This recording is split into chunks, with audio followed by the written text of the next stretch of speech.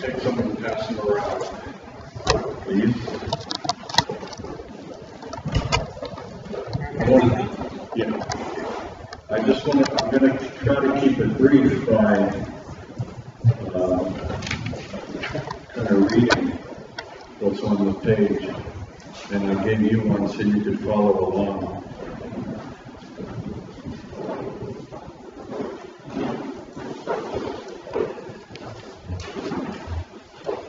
I guess my calling card, if I have one, is back in 2011 during the presidential, or was it before then, Romney and Obama, during the 2-year presidential campaign,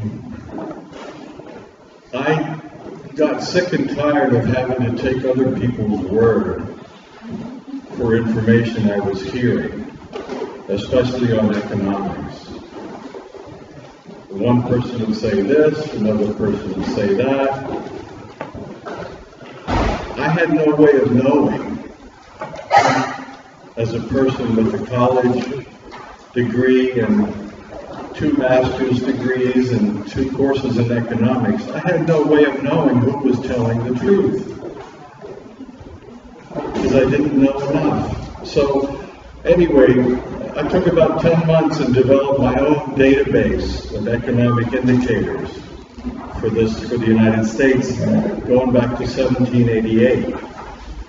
So that if someone talked about the national debt or unemployment and so on, I would be able to consult my own database that I had developed from primary sources. I didn't get my information from articles I read somewhere. I went to the databases themselves and compiled my own data. So when I look at what Trans-Pacific Partnership might mean for the economy, it was fairly simple to just look at some data and make some projections. The first thing is the question at the top. Since we don't know the provisions of TPP, how can we predict its economic effects? 2 things there. The first thing is, as has been mentioned already, we don't know. Nobody has seen a copy of the agreement as it's being negotiated. Nobody knows except the U.S. Trade Representative and the President. We have some information that we've received from leaks, but the crucial element is we don't know as citizens of the United States. Since we don't know, then how can we try to predict? There are some sources about NAFTA. I have the articles here on this piano. I don't want you to take them home, but if you want to write something down and then get your own copy off the internet, there are some, NAFTA at 20 articles by authoritative but questionable sources. So just take a look. The only way I have to judge, to predict what might be the economic effects of TPP, is if I look at the history of our economy. From 1946 to 71 is called the post-war economy. It was built by government spending after World War II. The second period is really 1972 to 2013, but we can divide that period into before and during NAFTA. Because NAFTA is the only thing we have to compare TPP to. So we can divide that 1972 to the present day, which all is under the label trickle-down economy. In 1972, we started to use what's called trickle-down policies. Trickle-down says, if you make the rich richer, you make the poor richer. All right, let's look at the data. Let's look at just a few of these indicators. Unemployment. How might TPP affect unemployment? From 46 to 71, as you can see, the average annual unemployment rate was 4.6%. From 72 to 1993, trickled down without NAFTA. The policy was supposed to make everybody richer. Unemployment annual average was 6.85%. So unemployment was much higher. Under NAFTA, it's 6%, but that's still 1.4% higher than the post-war economy. So it did not improve employment. Annual real GDP growth rate. How fast did our economy grow? The annual growth rate adjusted for inflation, 46 to 71, our annual growth rate for our economy was 3.2%, which is a good, healthy number. Much higher than that, and it brings on inflation much lower than that, and you face recession. From 72 to 93, it was 3.1%. Annual economic growth has been slower under trickle-down economics. Under NAFTA, it's slower still. Our economy has averaged only 2.5% annual growth, compared with 3.2% post-war. Trickle-down hasn't worked. Trickle-down under NAFTA is worse in terms of economic growth. Let's look at income inequality. That's measured there as a percent of the total national income received by the top 10% of the population. Right? It's called, in 46 to 71, 34% was the total of the national income received by the top 10%. 72 to 93, it went up to 36.6%. That was a 7.6% increase over post-war. So income inequality grew after the post-war. In other words, when the rich got richer, the poor did not get richer. They got poorer. Let's look at trickle-down with NAFTA. Inequality 46.6%. That was a 37% increase over post-war. So even the top 10% got a lot richer, and nobody else did. Finally, let's look at the inflation rate. Under in post-war, 3.3% average annual. Trickle down before NAFTA, 6.1% annual inflation rate. So your dollar went half as far, while your salary did not get raised. And under NAFTA, it went down to 2.4%. Hooray! Really? No, not really. All it meant was cheaper goods were coming in to the country. And to have cheaper goods come in to the country is the only way for people who haven't had a raise in 30 years to see a little extra income. But the problem is when you do that, you kill jobs here in the United States.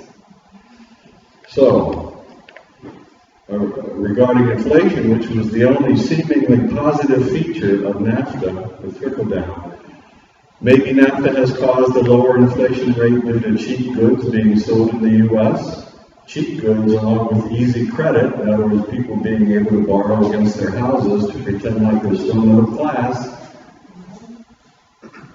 may have been easing some of the social tension resulting from the higher unemployment, slower economic growth, and higher income inequality in the United States since 1972, and that's gotten worse since 1994. Okay, this one's also been mentioned before. If you look at who's benefited, not you. The rich have benefited.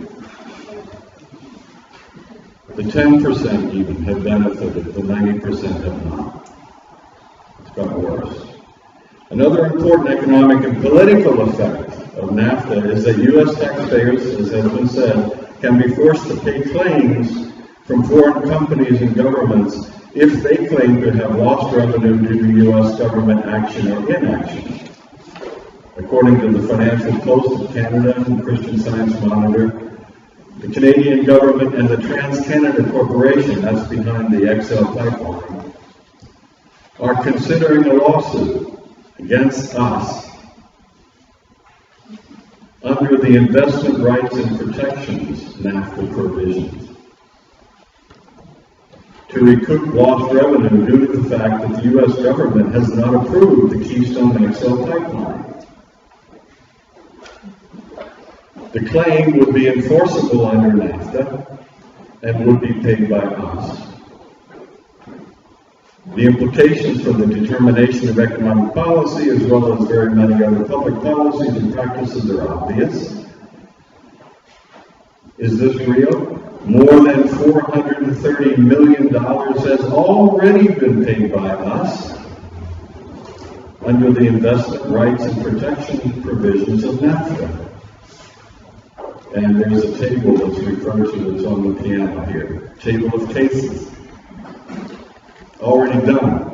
It cost us $430 million without this and others. So, summary, according to key economic indicators, the primary beneficiaries of NAFTA in the U.S. are the top 10% of incomes in the U.S.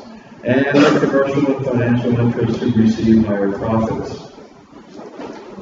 If the provisions of TPP are similar to those of NAFTA, and there's really no other model, most of our most important political and economic policy and practice decisions will be heavily influenced, if not determined, by trade agreements negotiated in secret and kept secret, even from Congress. And there's the article over here about Froman taking heat from senators. Froman is the U.S. Trade Representative. Here's probably the single most important part of this. Many of us are concerned that government policies are now determined by private financial interests. NAFTA and TPP seem to bypass democratic process entirely. Entirely. Doesn't matter whether you vote on Keystone XL. You're going to be paying. If you don't, if it's not approved, you have to pay Canada for their lost revenue under NAFTA. I'm gonna bet you I shouldn't. A Methodist minister shouldn't bet money in public. And you know who I am. I'm going to bet you $1 that ultimately the Keystone XL pipeline will be resolved under the terms of NAFTA, because that way everybody's off the hook politically. You watch and see if it doesn't come up. Nobody's going to want to push it as an elected official. We're going to say, well, under NAFTA we can't afford the extra cost. Now, it has been said earlier that there is a conspiracy going on in terms of controlling government and the Constitution. Actually, there is. It's not a conspiracy so much as it's an ideological battle. And there's let me just pass these around too. On Sunday, June 22nd, Pastor Rommerein and I are going to do public presentation on this battle that has been going on since the early 1700s about what kind of people we're going to be, what kind of world we're going to live in, and whether or not we're really going to be a democracy. That battle isn't over. It's being fought with NAFTA, TPP, and a whole bunch of other stuff. We're going to have a presentation on this because the battle as it's being posed right now prevents us from resolving it. So there are some new ideas that must be taken into account if we're ever going to get beyond this current commercial life versus common life, slug it out. And on that day here, we're going to present a presentation about this battle and about how we can use some of our own traditions to see it more clearly and resolve it.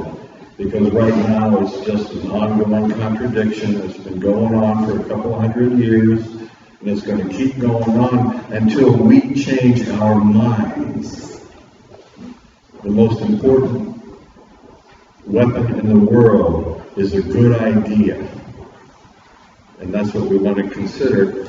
I also have some things here that you can, it's a summary of the economic research that I did. I'm going to leave it here for you to take.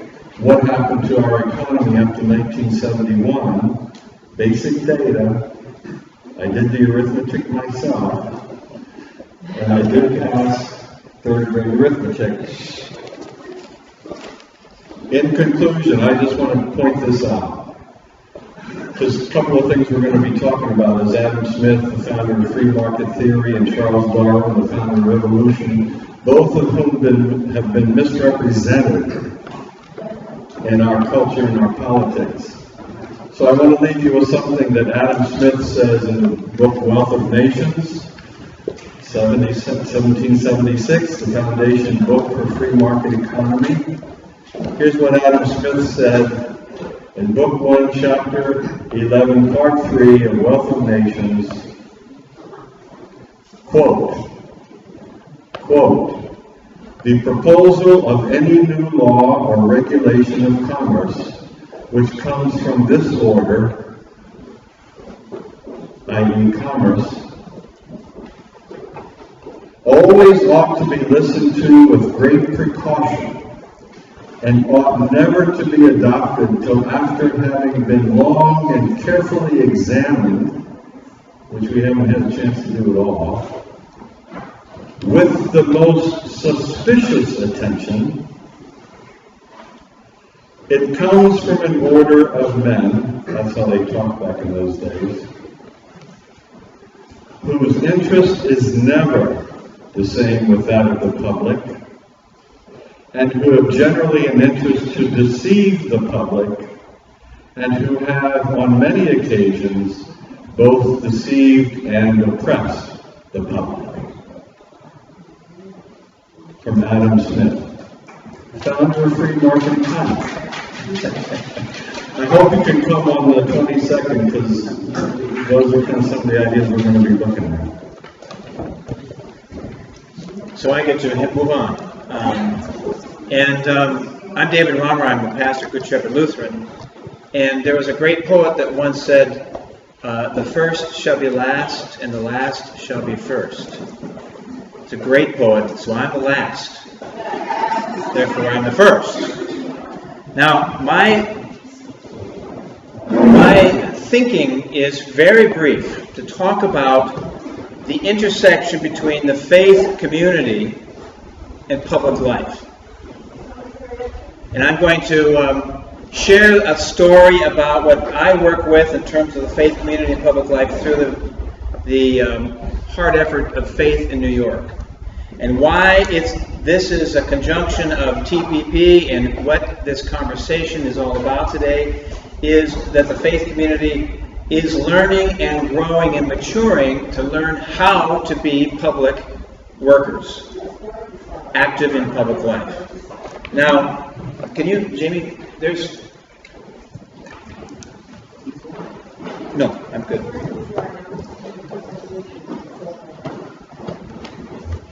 you will see, as a Lutheran pastor for 33 years, much younger than our brother Bob here, we've been active in placing where the community can most effectively work with healing and with advocacy, but most of all with social change. When you get this graph, you will see it will document what Bob just presented in his hard work of looking at the economy through the detailed study of transition and change since the 30s to 2014. And when you see that graph, you will see why the faith community is so critically important in this dialogue and in this movement. Because in that graph, as Jamie's bringing it through, you will see, going from left to right, a distinction between the way in which the role of poverty is being alleviated through the rise of good, solid labor unions, good, solid economic distribution of wealth, as Bob would present the different ability of our fairer tax system throughout all of that early part of the 20th century. There was a moment, if you could see on the graph, that it changed in 1975. And that's when all of the policies started to shift. All of the policies started to shift in 75, maybe 73, in that beginning to juxtapose where the money is going and who's going to keep their money and who's going to have to pay more into the system. Taxes lower, taxes higher. And at that 75 marker, you will see the dotted line moving down to hit about 1986. So if those trends continued from 1933 all the way to 73, 74, 75, and we've continued into the 86, we would have eliminated poverty by 1986 in the United States of America. But something drastically shifted, and you can see the poverty starts etching up. Those are the levels of poverty. Why is that important for my little presentation here? Why is it important? Because as a Lutheran pastor, as a clergy of some fundamental prophetic witness of what we believe in as faith people, not exclusively to other prophets and other wisdom people throughout our culture and our country, but because we have a tradition that's biblically founded and biblically based, it's a prophetic tradition. It's our watch during that time. That's my watch as a Lutheran pastor.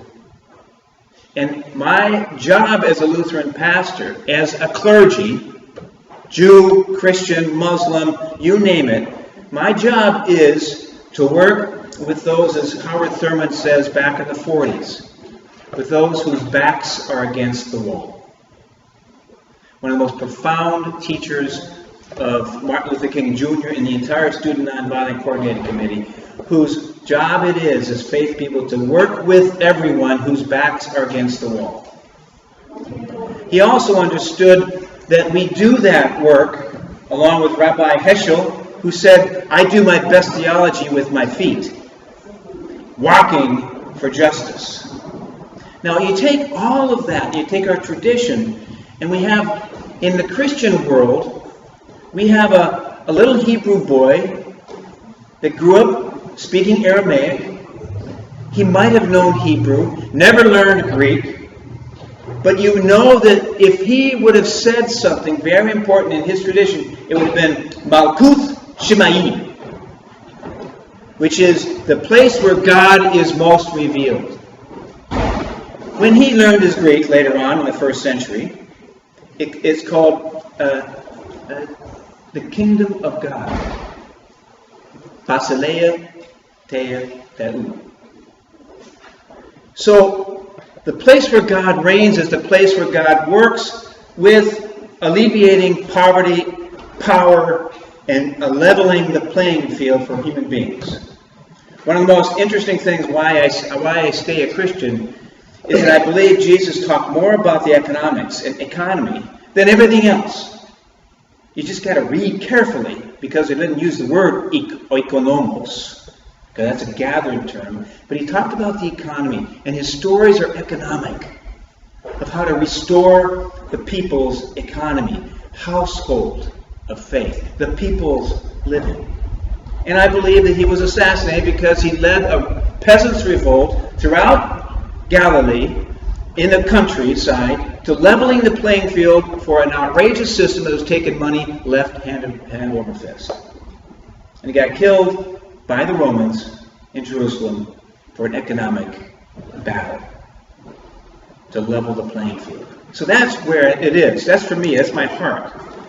Why do I stay involved in faith-based community organizing? It's because it gives me the ability to be trained to listen to you and all of the experts who are well informed.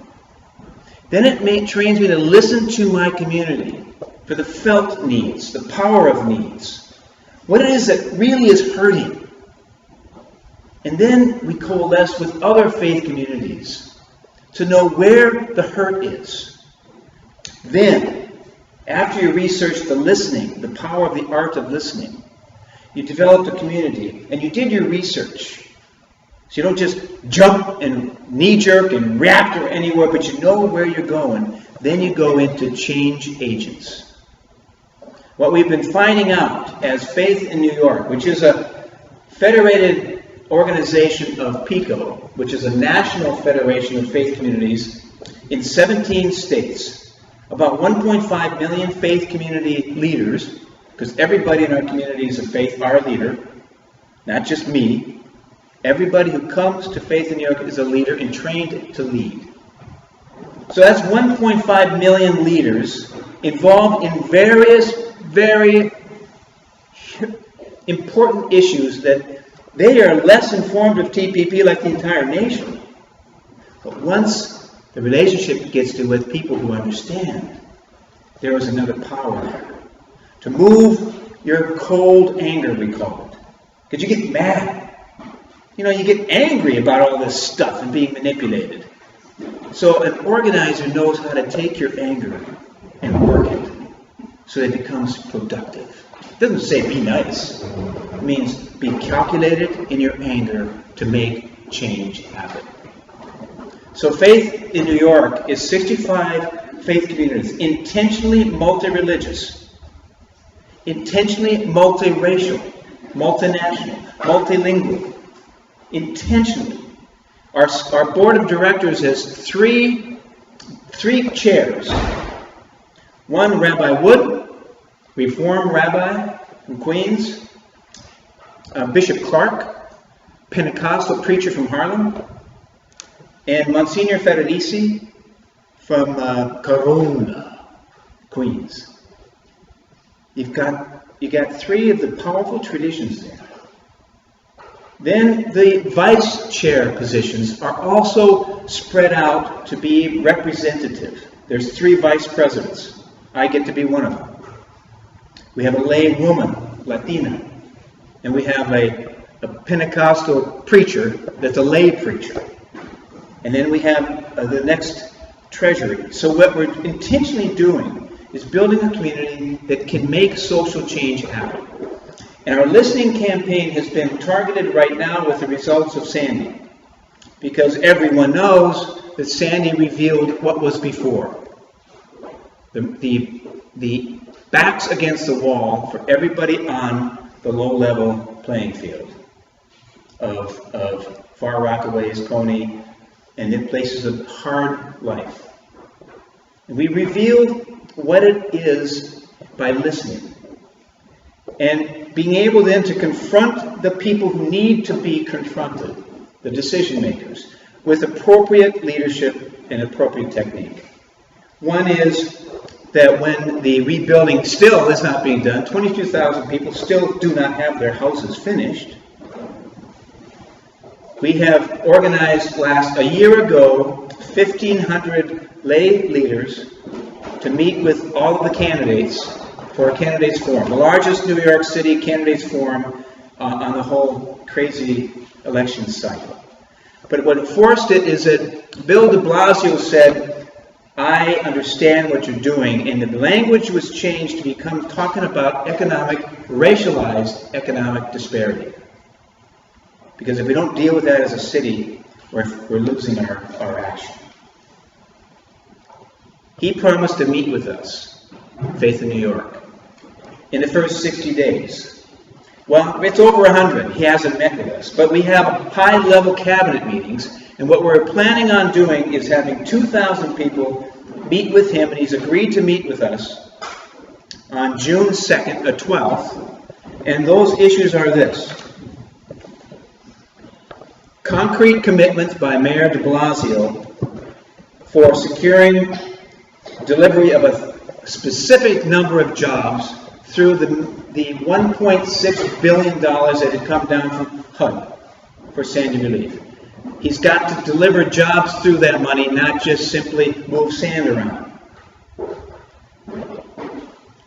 The other major issue is to level the playing field with people who have formerly been incarcerated that we are dealing with. One is called Ban the Box.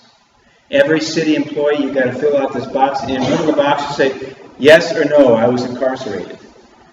We want that box banned. As many cities around the country have banned the box, because then it gives you a chance to enter into the next level.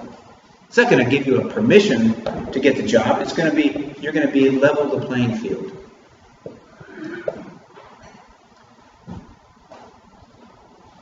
The other thing we're working very hard on is the municipal ID for immigration, for the undocumented, unauthorized migrants, so that they can have a level playing field. And then one thing we're going to be celebrating is a 300-mile pilgrimage starting from New York with people who are not properly documented, are going to walk to D.C. to force the Republicans to change their minds on immigration reform. Some of the things we're involved in. Some of the things.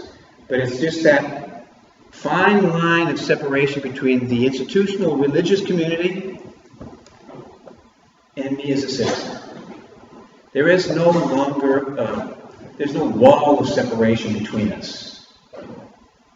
There's a fine line that we move back and forth. I'm a citizen on one foot and a Christian on another, and I have to vote the same way. I'm taking my values and I'm taking my community and an ability to link up with the ability to create change that might be healing.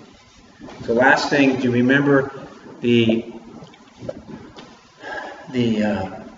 Declaration of Independence, right? It's where our faith community links up with our citizenship. We, the people of the United States, in order to form a more perfect union, establish justice, ensure domestic tranquility, provide for the common defense, promote the general welfare. Those values of what we're trying to do all this morning, and I really appreciate your presence here, and the values of what we're trying to accomplish with Faith in New York and many other faith communities, trying to move our, what I call soul power, into public life. So that's enough for me. I want to close with one little poem. All the great prophets of the Bible and the Hebrew text were poets. And one poet, you've been saying it all morning. Here's from Isaiah. Talks about bad government. It goes like this. Ah, you who make iniquitous decrees, who write oppressive statutes, to turn aside the needy from justice of their right, and rob the poor of the people of their right, that widows may be your spoil, that you may make orphans your prey. What will you do on the day of punishment, in the calamity that will come from far away? To whom will you flee for help?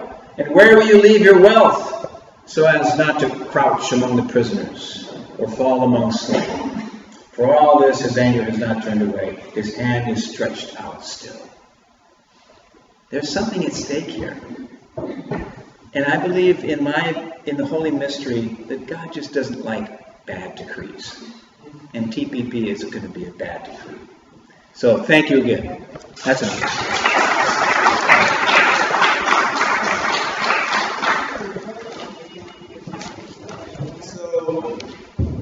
So thank you everyone for coming out. TPP is no small thing. I do a lot of community organizing with people in front of my work with Vermont, so it's no small thing to get a crowd of people like this. It's significant that you came out here, and I want to thank you for your time. But you're not done. You're not done because we talked about how this isn't getting a lot of coverage in the press. So in many ways, you are going to have to be our media. You have to tell your friends, you have to tell your neighbors to at least ask the question, to learn more about this issue, to make sure that the general public is not going to at least see it before it does not become law. So I appreciate you that I think you come ahead. And because we have talked about democracy, we wanted to have one quick vote. We're supposed to be slated to show priceless now, but we have run a little bit long, so we wanted to have show of hands of who thought they might stay to watch priceless now, and who thinks they might want to come to a rescheduled showing of that film. So who would like to watch it now? So it's about, I think, 75 minutes, something like that. A little less than that. And then who would like to reschedule that showing for later? All right. So with that, if anybody would like to ask any questions, I believe our primary secretary will run us up there, and we still have our city expert. So if you have any questions, let's do a few questions, and then we can bring it down. Regarding the TPP, and in terms of passing the TPP, this is for Adam. In terms of passing the TPP, legislatively, they're saying everybody's, a lot of the people are getting quiet, the people who are putting it through the amendment on the left are setting standards or more things, are just saying things like, it's really not good, we got to look at this and take it. But when is this moving along where this will be passed, and it just be passed by a law, as you're saying? I'm just asking what the process of reform. Okay, yeah, no, Obama cannot unilaterally, Obama can sign TPP, he cannot unilaterally implement TPP. What will happen is the negotiation will conclude, Obama will sign on behalf of the U.S. and then send to Congress a legislative package, a bill that would be basically to implement the TPP and make all the changes to U.S. law that would put it into effect. So that does have to go to Congress. In terms of the timeline on that, it really, as long as it's not going to happen until it can't happen until the negotiations end. They've been trying to end these negotiations for a while. We heard that they were going to end definitely by the end of next year. I saw an article recently that talked about ending it by the end of Obama's term in January 2017. So it's possible this is going to be going on for a while longer, or not. We need to remain vigilant. The vote, though, but what we don't need to be doing is worrying about a TPP vote right now. What we do need to be worrying about is a fast track vote. At this point, it looks like the most likely time we'll see fast track in the coming year, if we see it at all, will be in November after the election, when politicians try to shove through all the crap that they don't want people to know about after an election, when everyone's distracted by Thanksgiving and Christmas and the political season has wound down. That's when they shove through lots of bad bills. There was a big, in 2006, I believe, we had a very big fear that that's when they were going to push through the U.S.-Peru free trade agreement, for example. How will we know when you're getting ready to do the fast track? Is it called something in the news? Well, right now, there is a fast track bill, but it's largely dead in the water. It was introduced by Max Baucus as sort of his parting gift to Congress before going over to be the ambassador to China.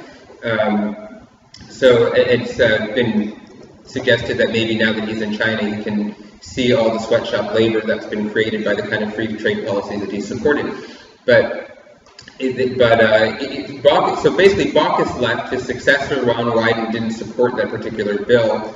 The they were unable to find a Democratic sponsor for the bill in the House, even though they were calling it this Bipartisan Trade Priorities Act. So that bill pretty much fell apart. I mean, they couldn't find a Democrat to sponsor the thing, not one. So even the most fervent TPP supporters wouldn't touch this thing.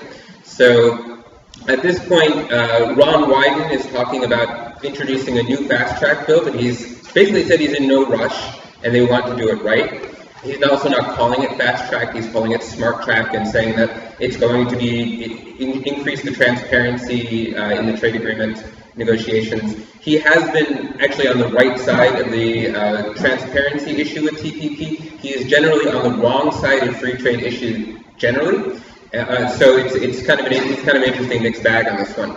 Our position is that any trade at this point, for TradeJustice New York Metro at least, is that any trade negotiating authority granted to Obama that allows him to facilitate moving Congress, TPP through Congress with any kind of expedited rules after years of secret negotiation without adequate congressional consultation, with civil society being locked out of the process, to basically dump this dud on Congress with any kind of expedited process. Whatever bells and whistles we add to it, whether we call it smart track, fast track, wonderful track, it's wrong track. And we will oppose it in any form, and we encourage everyone to do the same. So we need to keep watching what's happening in Congress. I mean, you can sign up for this here. Sign up. We put out a weekly email newsletter. We monitor the media. You're not going to find this stuff in, this is not talked about in the New York Post between the celebrity gossip. But there are more insider and Washington-oriented publications that do follow the developments and both in the negotiations and internationally and in Washington, D.C. So we can keep track of the politics of how this thing is moving, and we're happy to help you do that. So please, I'm going to send this around, and please sign that contact sheet. Does that answer your question? It's kind of a long answer, but... Okay. What's that? Please sign the sheet going around. We will keep you updated on the movements of fast track. We'll keep you updated on what we know about the TPP negotiations, what leaks out, as much as they try to keep it silent. This latest round of negotiations are not even telling people what hotels they're holding the negotiations in. The secrecy is just getting crazier and crazier. But information does spill out, and we will let you know about it. Any questions? Oh, and while I'm plugging, I'm going to also pass around this is about the event later today, where you can find out about the global struggle against TPP. This is Peace Action Manhattan's TPP event. This is our events calendar. I'm going to send all three of these around.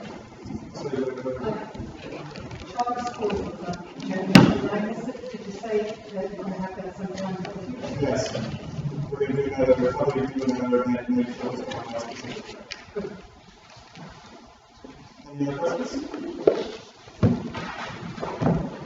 Well, thanks everyone again for coming.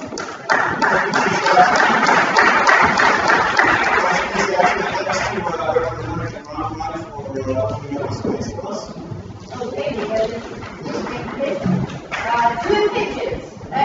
Yeah, good about that.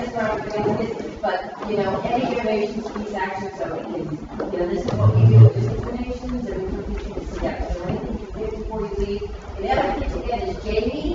He was trying to dismiss, I'm running, but I don't want to get involved. This is it. We have a candidate running against Marty Goldman, who I think, and we've had other candidates before brought up Democratic issues, but I don't think there are any issues that could be brought up, except by Jamie. We're talking about his stands on private track and our stands about TPP. It's going to be an interesting one, to say that we discuss to see the debate. So he can need help. And he's not answering what I'm saying. He will need help, not only petitioning, so, and I'm sure the public will be more than welcome to talk to you about it, but I think it's really important to get his mind that you've been talking about, politicians. What's your goal to be? Maybe.